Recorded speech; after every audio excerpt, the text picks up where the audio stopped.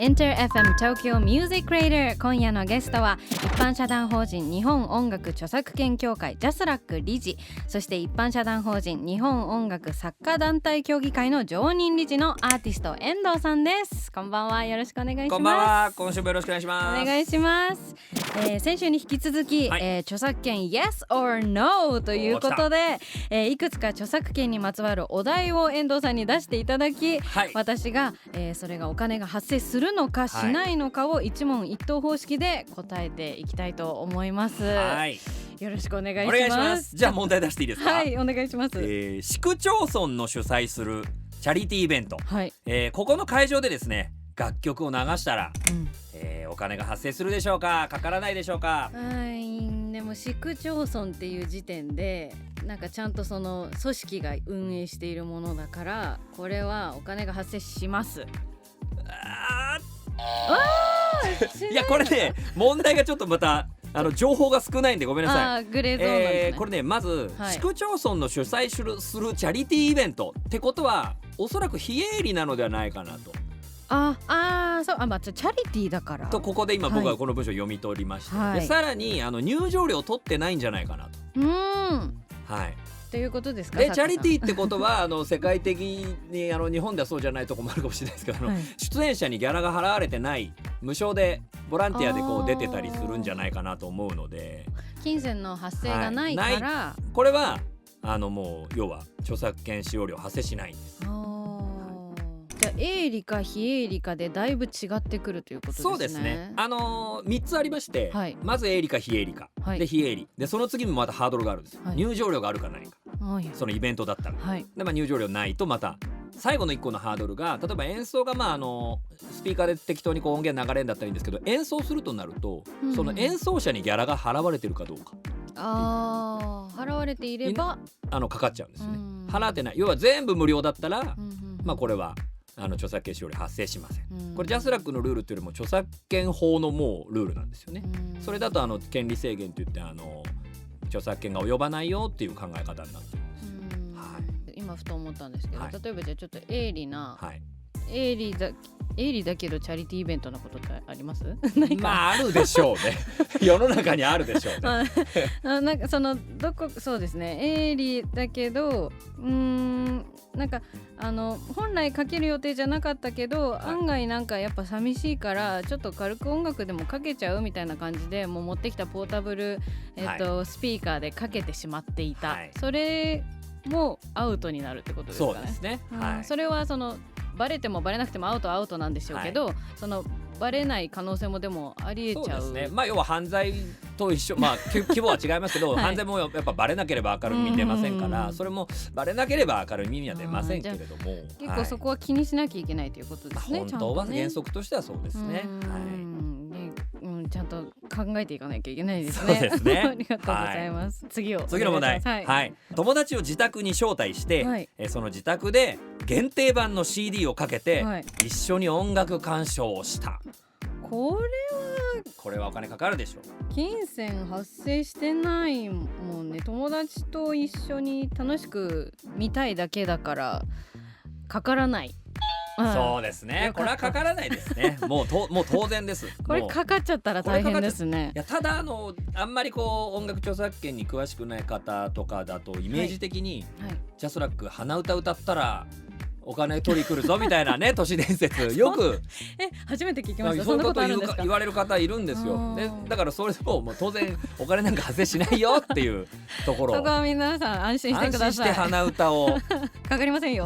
もう例えばお風呂で思いっきり歌ってて、窓開いてて、外で誰かが聞いてでも平気ですから、聴衆がいても。そうですよね。そうなんです。でそのお風呂で誰かが歌ってたところの近くで YouTube 撮影しちゃってた場合は、それは YouTube が払いますもうそれがもうバッチリ入ってたら音楽の利用になりますので、YouTube が払ってる分から分配される。撮影する側も問題はないですね。そうですね。すいません、いろいろ派生しちゃいましたけど。じゃあ次お願いします。これですね。音楽を聴きながら朝の身支度する様子を SNS で生配信する。これはお金かかる。これはなんかよくバンされるみたいな言葉を聞いたこともありますし、結構そのダウンしちゃう、その急遽配信ストップしちゃうみたいなのもあるんで、これはかかるんじゃないでしょうか。正解です。これはもう SNS 側にお金が発生しますね。でなんて言うんでしょう、これが YouTube だったらもう OK ですね。 YouTube がもうすでに払って契約しているので、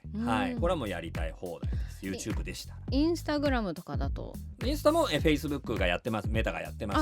ので大丈夫なんですね。といっても現場には注意しなきゃいけないですね。そこのレコード会社の現場の持ち主が、うちの音源はそういうのはダメだよって言ったら申し立てがついたりはします。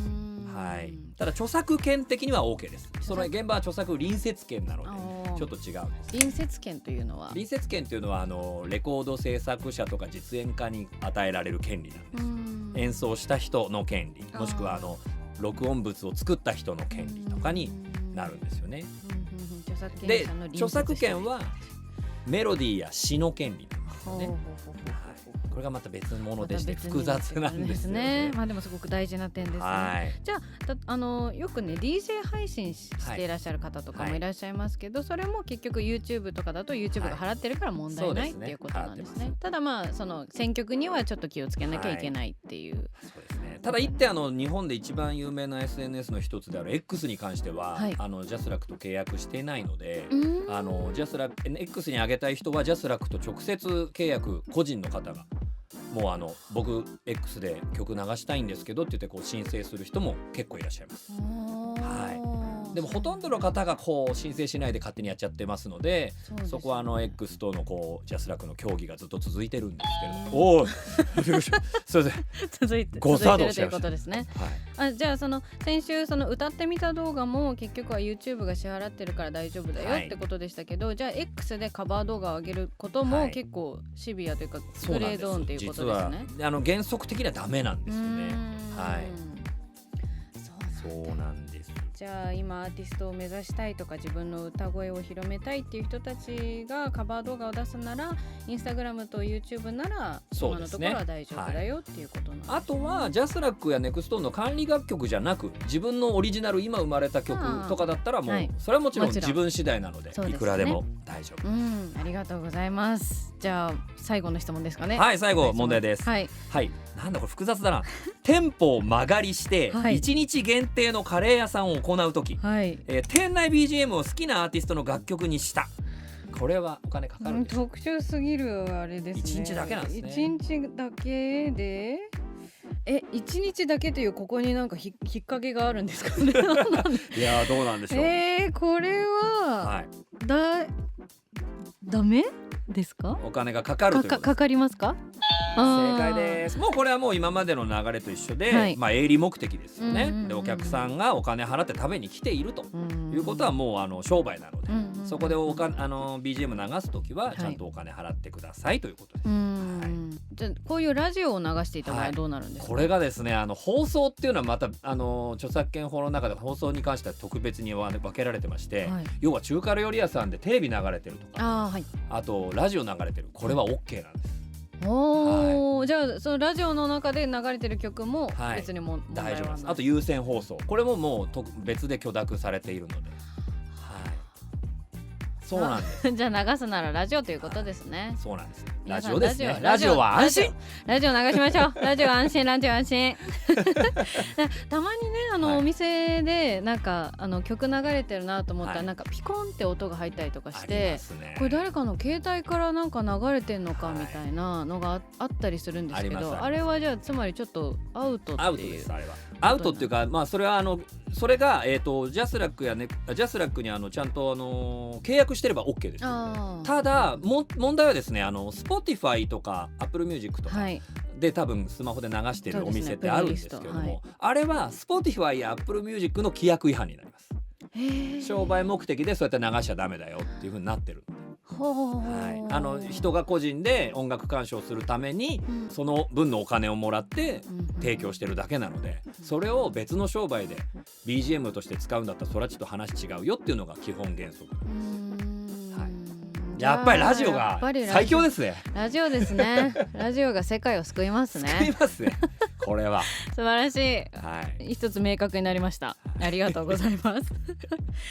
ごめんなさい、ちょっともう一個別に、私がよく行くラーメン屋さんで、大きなスクリーンに、なんか明らかにその YouTube のなんか、フリー BGM みたいな書いてる映像で流れてるのあるんですが、あれはあれもジャスラックと契約していれば OK です。ジャスラックとしては OK です。ただ YouTube がそれ OK してるのかな、どうなんだ、それちょっと YouTube の規約一回多分ダメだと思うんですよ私の好きなラーメン屋さんが、僕もよく行くマッサージ屋ではずっと、そうやって Spotify を、しかも無料プランでずっと流してるから途中で広告入るんですよ全然リラックスできないじゃないですか。で僕ジャスラック理事ですけど何も言わずにこう大丈夫かなここと思いながらいや理事としての取り締まりとかはしないんですね。しないですね。そこは僕の役職でもないですし、そこはもうじゃあマッサージされる側として純粋にちょっとヒヤヒヤしながら過ごされてる、あまりに悪質だったら、ジャスラックの職員さんに、あそこちょっと悪質だよとか言うかもしれないですけれども、そこはもうちょっとね。そうか、じゃああれですね、本当に特にお店されてる方はちょっとこのラジオを聞いたら改めて見直していただくのがいいかもしれないですねラジオに切り替えていきましょう。ラジオに切り替えるということで皆さんよろしくお願いします。はい、今後の著作権の話などをちょっと伺っていきたいんですけれども、この番組でも扱って、先週もちらっとお話に出ました生成 AI の問題なんですけれども、今後どのような規制やルールが設けられると思いますか？そうですね、まだそこはなかなか予測しづらいんですけれども、もう AI の技術は止まらないので、もう絶対生成 AI で音楽作るようになっていきますし、歌うようにもなってくるので、これは止められないであろうと、技術的に。となると、求められている制度とか規制はですね、対価還元、つまり学習したら、その学習の元ネタの皆さんにちゃんとお金を払うとか、声の主ということですか？声の主もそうですし、あとは例えば僕の曲が学習されてたとしたら僕にお金が入るべきですし、そういうふうに創作者、要は著作者やもしくは実演家、歌手とかですね、そういう人たちに対価が還元される仕組みがないことには、なかなか認められないんじゃないか、みんなの感情も。そうか、そもそもその声の主だけじゃなくて、声の主、その声を利用してこの曲のような歌い方を学んでくださいっていう状況タイムもあったりするっていうことなんですかね。声を学んでくださいなんていうんですか、その声の主からまず声をもらうじゃないですか、でただその声だけだと自分が思うように歌ってもらえないから、この曲のこういうなんか拳とかこういうのも学んでくれみたいな、そういう風になったりするんですかね。もっとちゃんと学んでくれ的なことですか？どうなんですかね。でもそこは確かにそうあるべきで、生成 AI に学習してほしい人、学習してほしくない人をちゃんと自分の意思で選択できるようになるべきかな。例えば僕が嫌だったら学ばれない自由があると思う。であとはもっともっと学ばして僕のセンスを学習してほしいって時は、その学んでほしい自由もあると思うんです。これはやっぱり選択できるべきかな、そうですよね。そういう制度がちゃんとはっきりしてくるといいのかなと思う。やっぱりだってその声は違うけど、でも明らかにこの人と同じ歌い方をしていて、でもじゃあその歌い方の主にはお金払われないのみたいなことになっちゃうと、それもちょっと結構ね、その歌い方までしっかりやっぱりアーティストとしては、考えてやっている、表現しているわけですから、そこになんか対価がいつの間にか払われていないで、そっちの方が有名になっちゃったら、それはそれでやっぱり悔しいですし、そこ難しいですね。その昔まだこの音楽サブスクストリーミングサービスがないもっと前は、いろんな楽曲無料で聴き放題みたいなのが生まれちゃって、ありましたね。それも裁判になってってなりましたけど、やってることは今と一緒なんですよね。だけど今なんでこうやってみんながちゃんと認めてるかっていうと、お金がちゃんと還元されてるからです。レコード会社や、作詞作曲者、アーティストにちゃんと還元されてるから、そのね、お金の規模は足りないという人もまだいっぱいいますけど、ちゃんと還元されてるので認められてきたじゃないですか。だから AI もそうやって対価還元のこのなんか制度とか仕組みができたら、みんな認められていくのかなと思いますけど、確かにそうですね。でも今の話を踏まえてやっぱりそのアーティスト視点で見た時に、はい、著作権っていうのはすごく大切になってきますよね、はい、大切ですね。現段階ですでに何かその改善点なんかこうするべきみたいな点ってあったりしますか？そうですね、これはすごいちっぽけなことですけれども、はい、AI で作ったもの、絵でも曲でもそうですけど、はい、AI 生成物だと分かるような印がちゃんと入るように、これ電子透かしなんて言われてるんですけれども、はい、それはちゃんとやるようにしましょうっていうのはある程度 AI 開発側もやり始めてますね、はい、でそれを求めてもいますし、要はAI であることを偽って人間が作ったかのような、はい、この発表の仕方をするとどんどん混乱していってお金の流れもおかしくなっていくんじゃないかなと思うので。そうですよね、はい、現時点でその印みたいなのはまだないんですか？ありますね。ある企業がだんだん増えてきました、大手でも、はい、まだないとこもいっぱいありますけど、なんか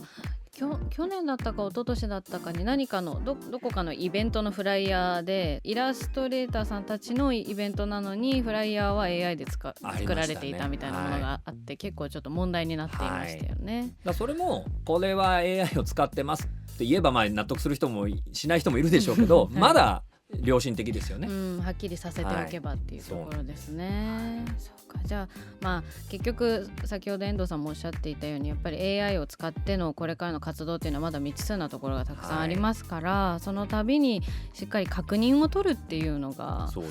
大事になっていきますね。あと一緒に学んでいくっていうことですかね、はい、でも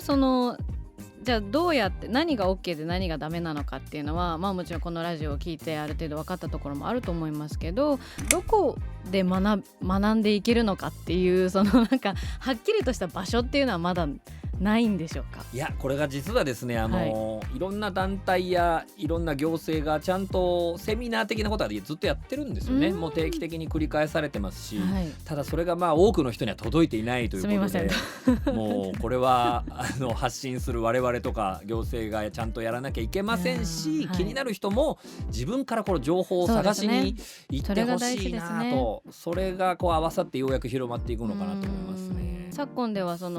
学校の授業で、はい、情報というものが、はい、出始めて一つ共通テストの教科、科目にもなりましたよね、確かね。そうなんですね。なので、もしかしたらその延長線でじゃないですけど、はい、著作権についてしっかり学んでいく時間だったり、授業もこれから増えていくのもなんかいい未来につながるかななんてちょっと思ったり、